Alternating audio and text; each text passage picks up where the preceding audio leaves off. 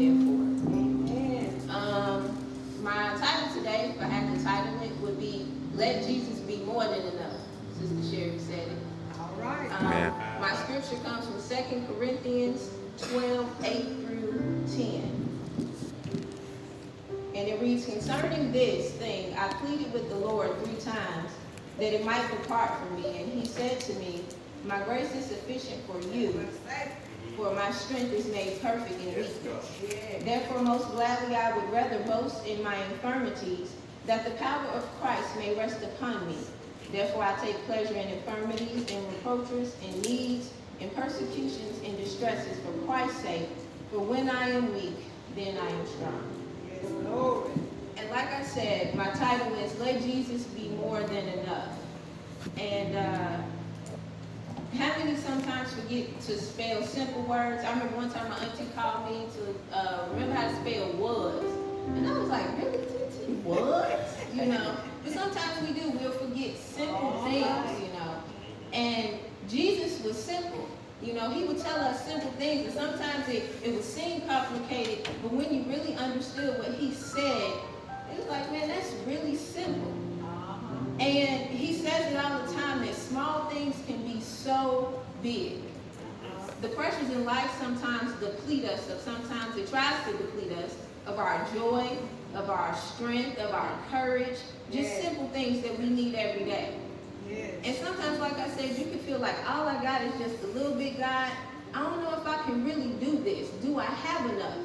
But yes, that's more than enough for Jesus. Because like he said, faith as small as a mustard seed, you can move a mountain. And you know, we hear it over and over.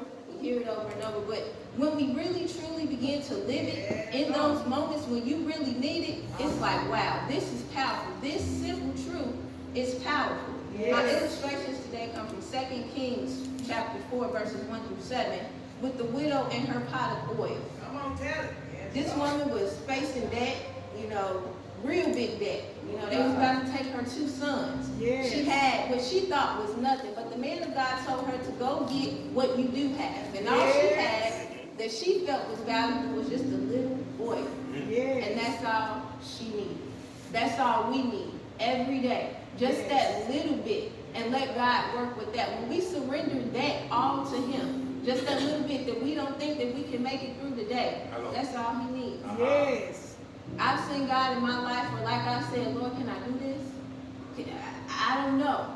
But when I really truly say, Lord, you know what? I trust you. I give it to you. I've seen him like the oil just pour it over. Over and over. And I was surprised. Yes, I'm doing this because I truly surrendered it to Jesus.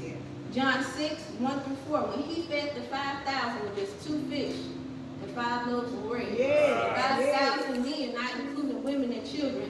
He is always more than enough. So that's just a simple scripture today, and just like I said, a few illustrations to let us know that we might be small, or even when you think you are small, that you are more than enough. And let Jesus continue to allow you to be more than enough.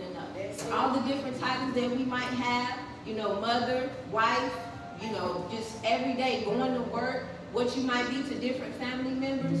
Let God continue to use you to be more than enough. Because that's the only way we're going to make it.